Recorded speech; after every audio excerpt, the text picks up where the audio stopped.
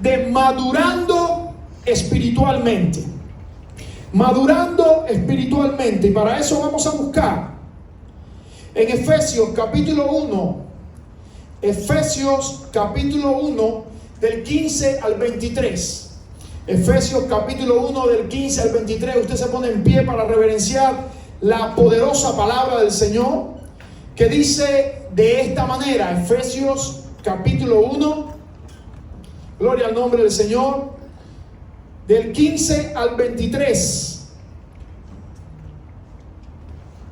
Cuando lo tengas, digan amén. Gloria al nombre del Señor. Dice así la palabra de Dios: por esta causa también yo, habiendo oído de vuestra fe en el Señor Jesús y de vuestro amor para con todos los santos, no ceso de dar gracias por vosotros, haciendo memoria de vosotros en mis oraciones, para que el Dios de nuestro Señor Jesucristo, el Padre de gloria, os dé espíritu de sabiduría y de revelación en el conocimiento de Él, alumbrando los ojos de vuestro entendimiento, para que sepáis cuál es la esperanza a que Él os ha llamado, y cuál la riqueza de la gloria de su herencia en los santos, y cuál la supereminente grandeza de su poder para con todos nosotros los que creemos, según la operación del poder de su fuerza, la cual operó en Cristo, resucitándole de los muertos y sentándole a su diestra en los lugares celestiales, sobre todo principado y autoridad y poder y señorío, y sobre todo nombre que se nombra no solo en este siglo, sino también en el venidero, y sometió todas las cosas bajo sus pies, y lo dio por cabeza sobre todas las cosas a la iglesia, la cual es su cuerpo, la plenitud de aquel que todo lo llena en todo. Ese es nuestro Dios.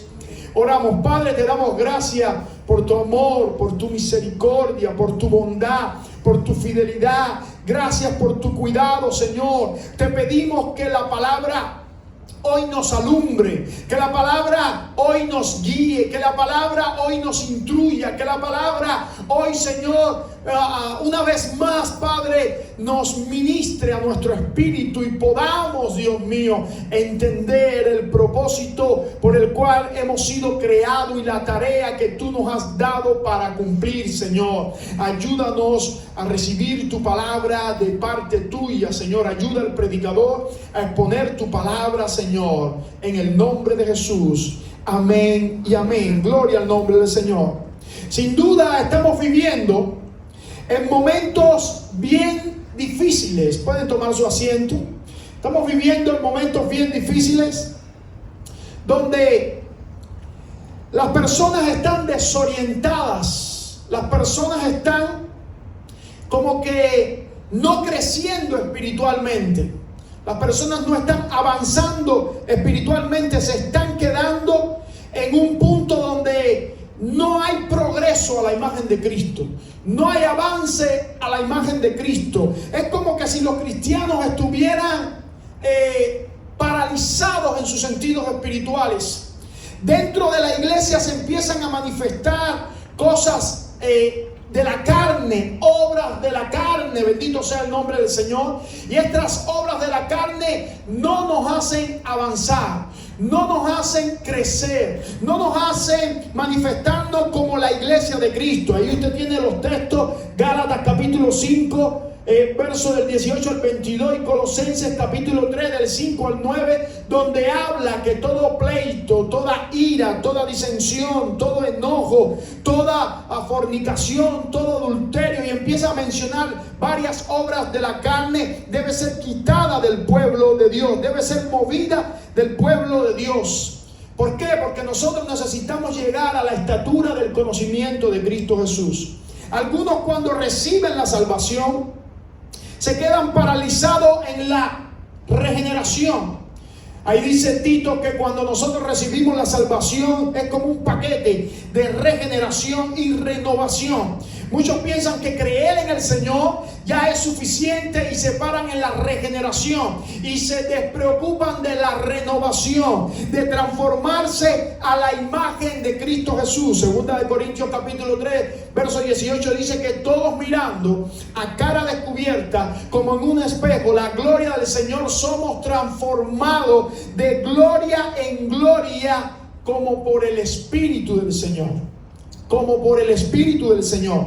Entonces necesitamos avanzar un poquito más allá, madurar espiritualmente, convertirnos a la imagen de Cristo, transformarnos a la imagen de Cristo, porque Él es el primogénito entre todos nosotros, entre todos los hermanos. Entonces, ¿qué es madurar? Entonces, cuando vamos a los diccionarios, la palabra madurar significa lo siguiente: es un estado de un fruto que ha alcanzado un desarrollo pleno. Es un estado de una cosa que ha alcanzado su pleno desarrollo, o de una persona que ha alcanzado su mejor momento en algún aspecto. Es un conjunto de características que se consideran propias de las personas maduras, como prudencia, como buen juicio, como sensatez. Una persona madura es una persona que ha logrado que el carácter de Cristo se entrone en su vida, y aunque no está completamente desarrollado el carácter, aunque no está terminado, porque lo terminaremos en la glorificación, va caminando, va escalando peldaño a la imagen de Cristo. Ahora, esta oración que Pablo hace en Efesios capítulo 1 es una de las oraciones más teológicas que existen en toda la Biblia.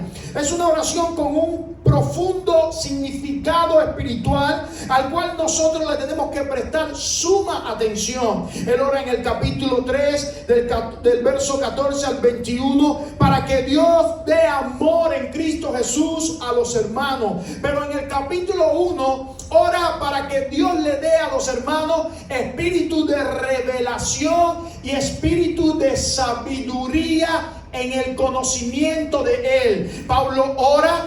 Ya todos son cristianos, no le está hablando inconversos, le está hablando a los que ya creyeron. Y Pablo le dice: yo quiero que Dios les dé espíritu de sabiduría y espíritu de revelación en el conocimiento de Dios. Ahora, el espíritu que está pidiendo Pablo no son los carismas que nos habla en Primera de Corintios, ni es el espíritu de sabiduría que nos habla en Isaías, que el espíritu que vendría sobre Jesús es un espíritu de sabiduría. No, es algo más, es algo diferente. El espíritu que está pidiendo Pablo es una actitud espiritual, una posición espiritual, es una medida especial de iluminación para los hijos de Dios, donde los va a llevar a un nivel espiritual mayor y ellos puedan discernir qué es lo que tiene valor, cuáles son las cosas importantes. Es como un velo que se descorre, es como una cortina que se descorre. Por un lado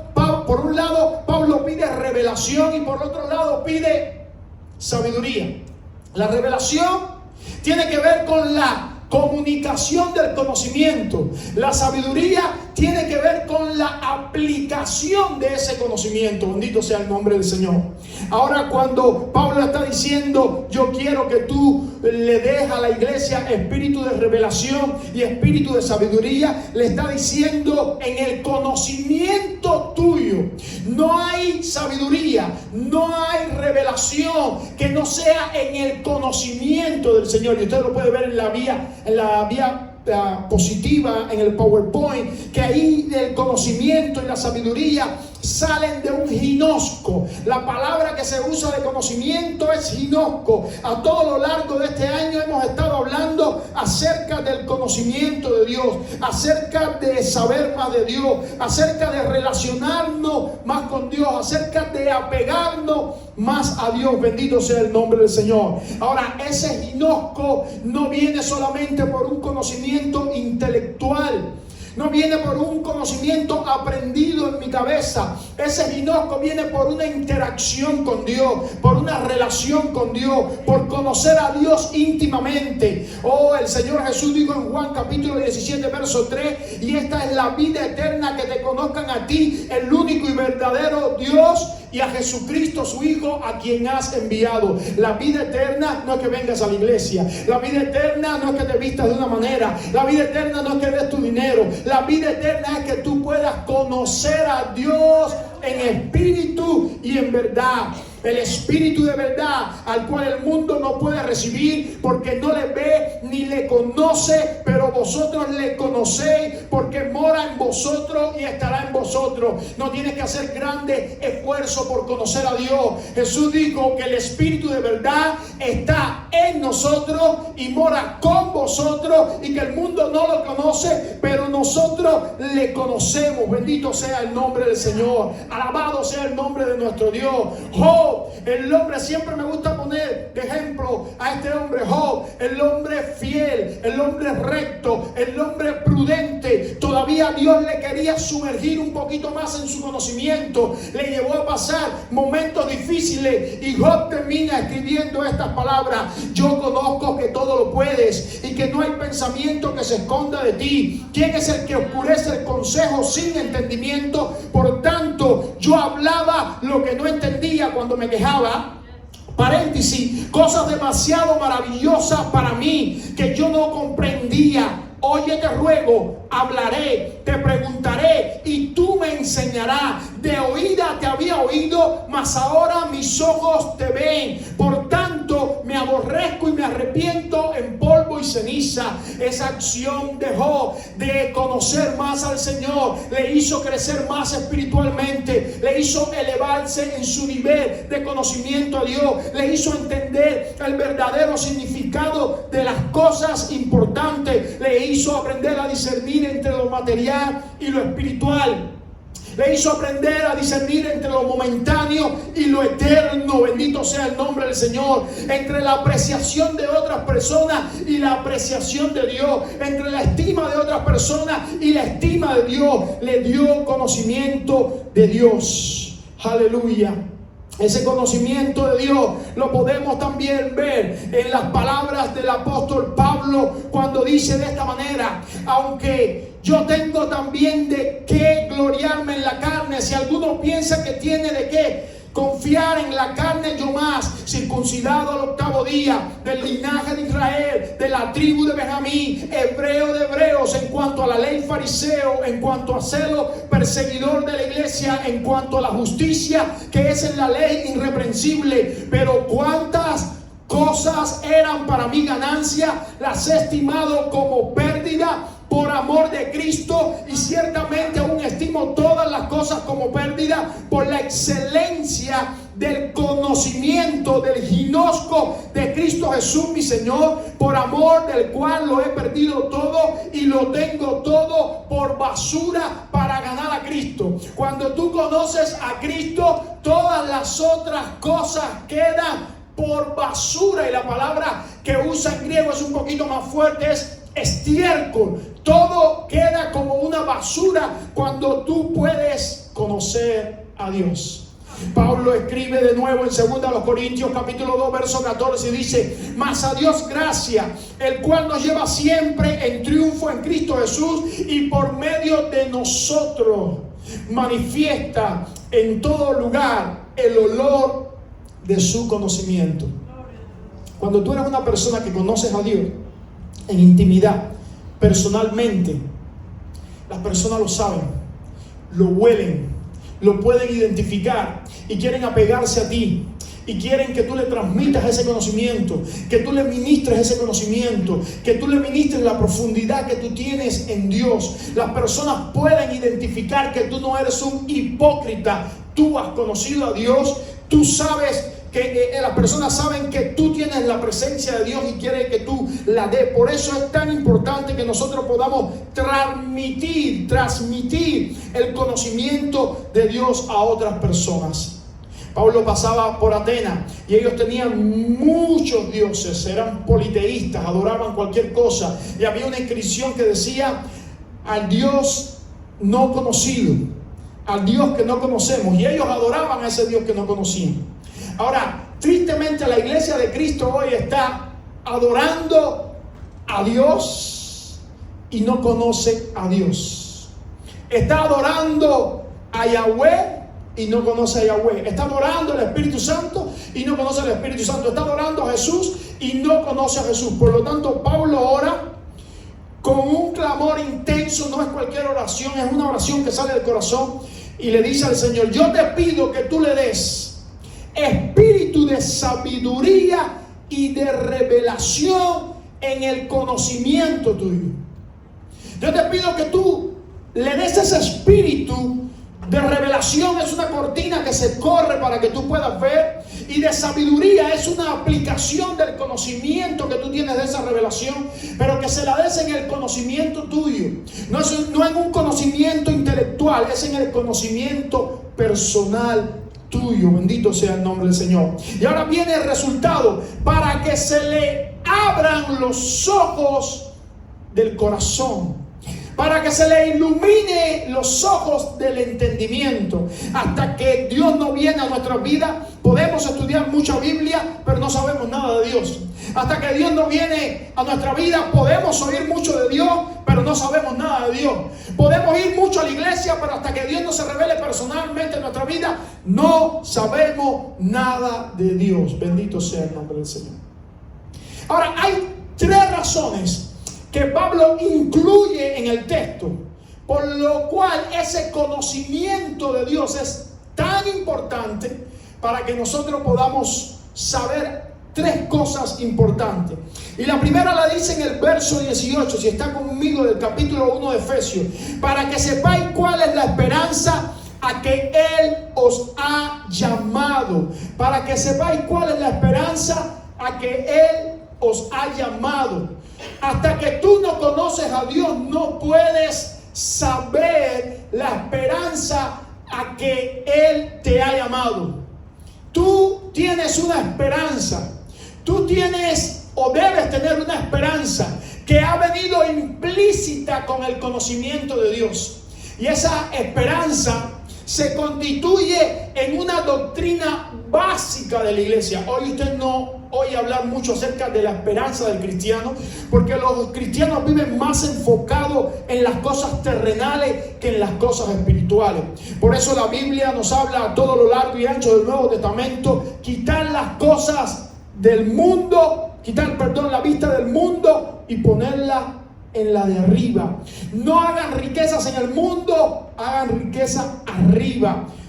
Pongan atención a las cosas espirituales y no a las cosas materiales. Bendito sea el nombre del Señor. Por lo tanto, esa esperanza se constituye una de las 7 doctrinas básicas del cristianismo que Pablo nos menciona en Efesios capítulo 4, verso 6. Una de las doctrinas básicas.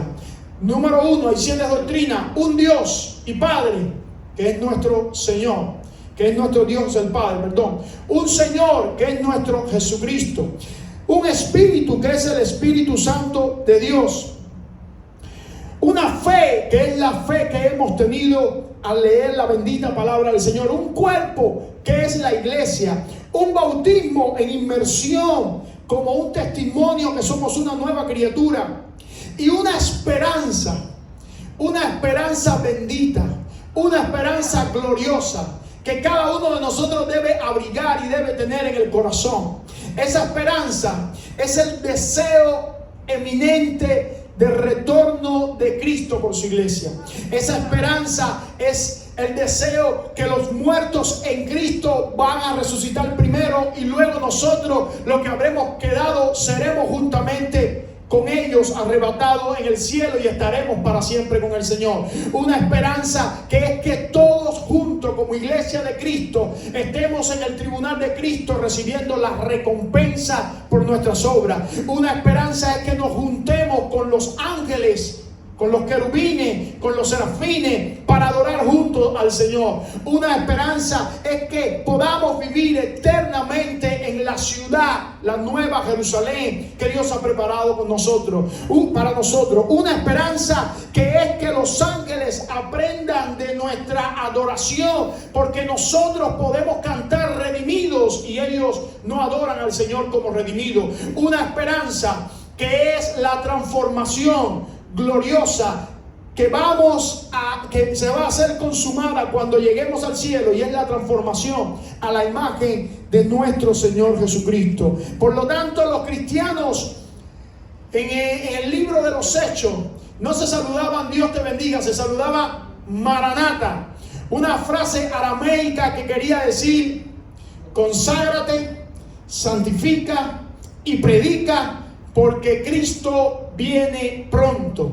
Era tan grande la esperanza que ellos tenían que ese era el saludo. Oye, recuerda que Cristo viene pronto. Maranata, vive como que Cristo viene pronto. Vive con la expectativa que nos vamos de pronto. Vive así, seamos sobrios. La pastora predicaba el miércoles, seamos como las vírgenes prudentes. Estemos sobrios con nuestras copas llenas de aceite. Segunda razón, número 1, que tengamos una esperanza. Número 2, es que dice Pablo, ¿y cuál la riqueza de la gloria de su herencia en los santos? Y esto no nos está diciendo que nosotros tenemos una herencia, aunque de alguna manera puede ser incluido también. Esto nos está diciendo que nosotros somos la herencia del Señor. Alabado sea el nombre de Jesús. Miren lo que dice los versículos del contexto, el versículo 5 y el 11, habiéndonos predestinado para ser adoptados hijos suyos por medio de Jesucristo, según el puro afecto de su voluntad. Dice el 11, en él asimismo tuvimos herencia, habiendo sido predestinados conforme al propósito del que hace todas las cosas según el designio de su voluntad. Ahí la proposición en griego en no es en, sino entre los santos, y sería según la herencia que Dios tiene entre los santos. Tú y yo, escuche esto, hemos sido preparados, predestinados por Dios desde antes de la fundación del mundo para convertirnos en una herencia de Dios. Yo te voy a dejar un tiempo para que tú entiendas la importancia de esto. Tú no eres cualquier cosa, tú eres herencia de Dios.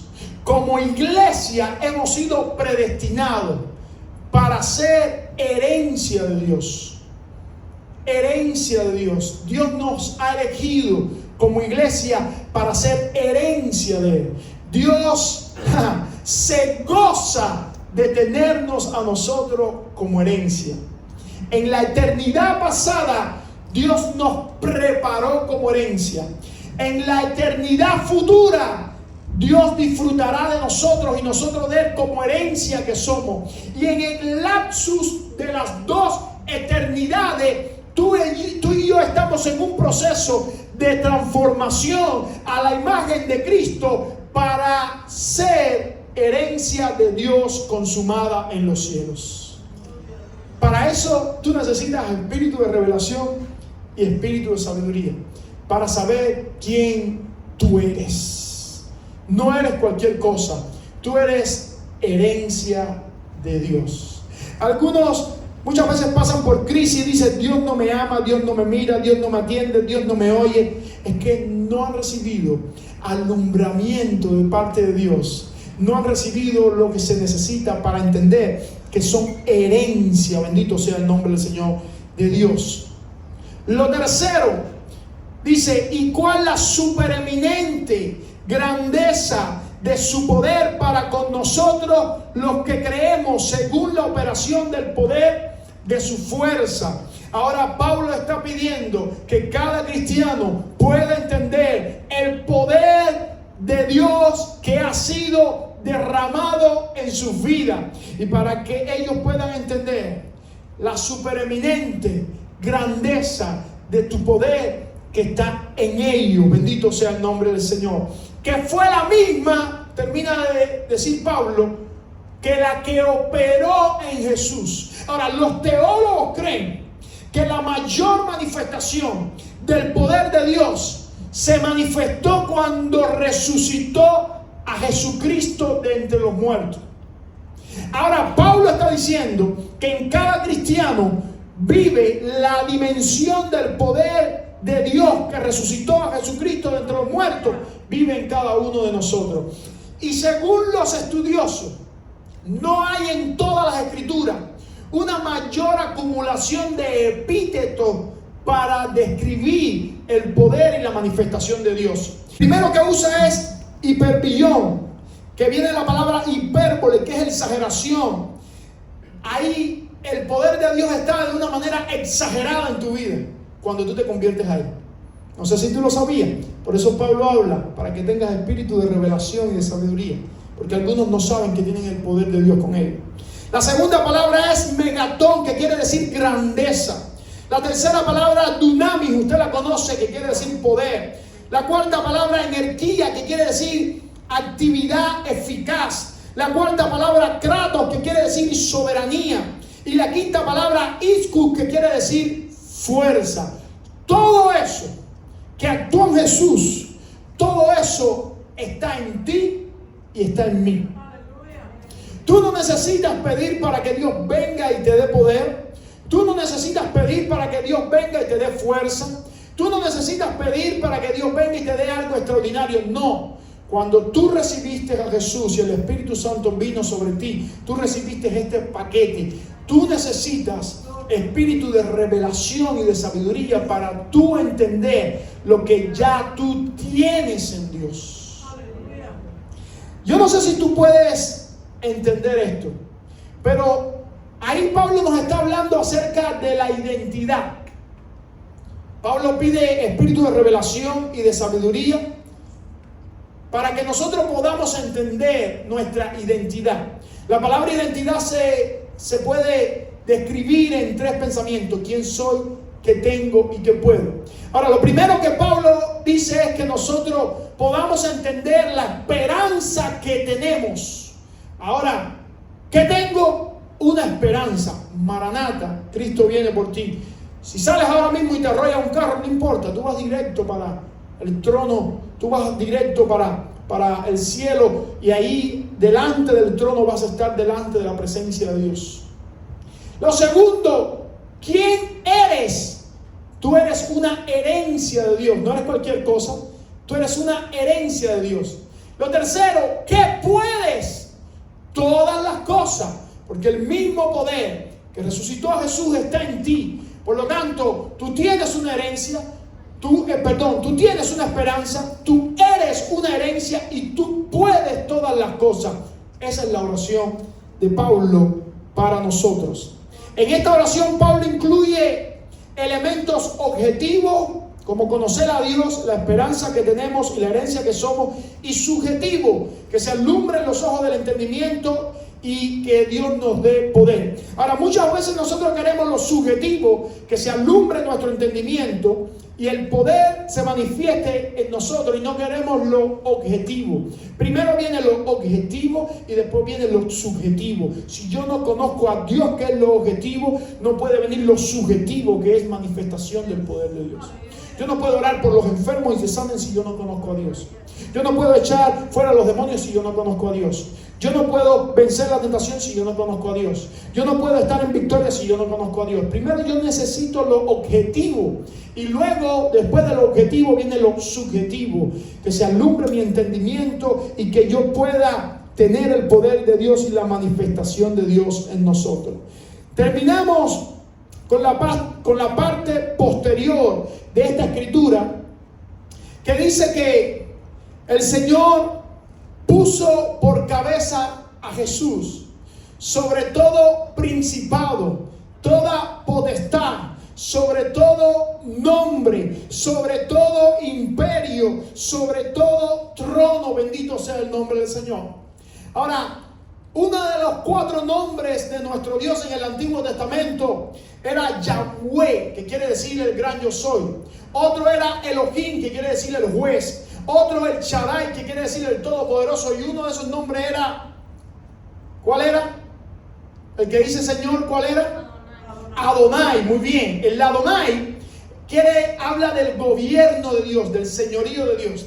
Ahora, cuando Cristo vino, había una costumbre que le decían al César, se arrodillaban delante de su presencia y le decían: Kyrios César, César, tú eres el Señor.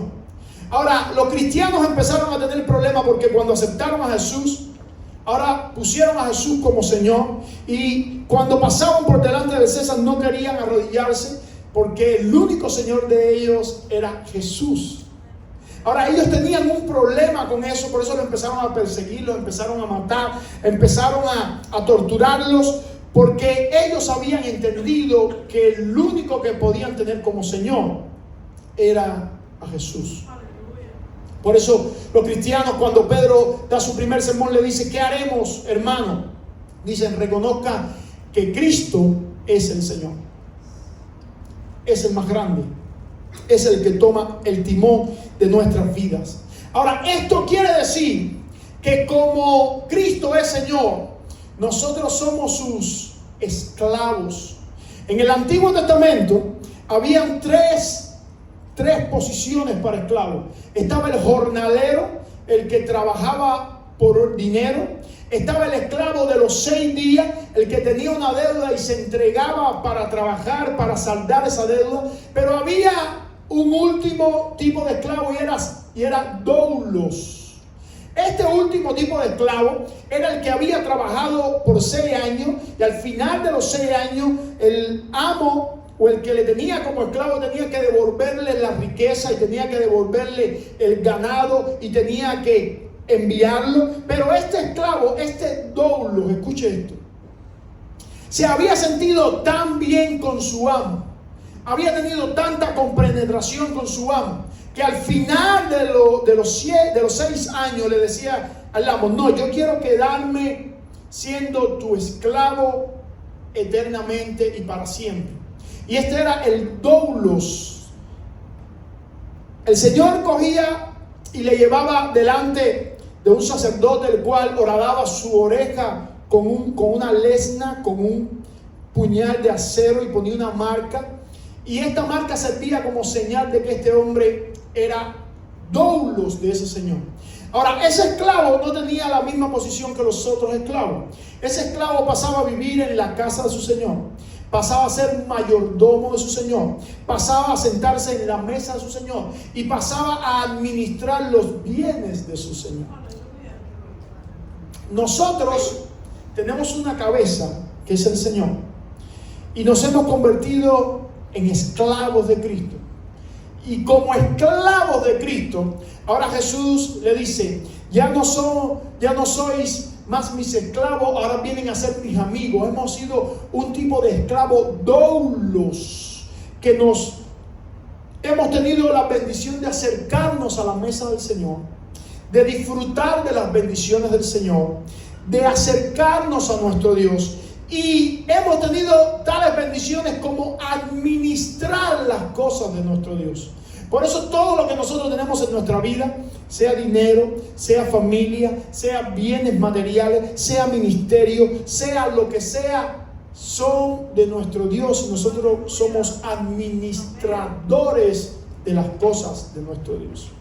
Por eso cuando tú y yo recibimos espíritu de revelación y de sabiduría, entonces nosotros podemos recibirlo en el conocimiento de Dios y podemos entender quiénes somos, qué tenemos y qué podemos, y de esta manera podemos ser impulsados para la extensión del reino de Dios y podemos cooperar con nuestro Señor.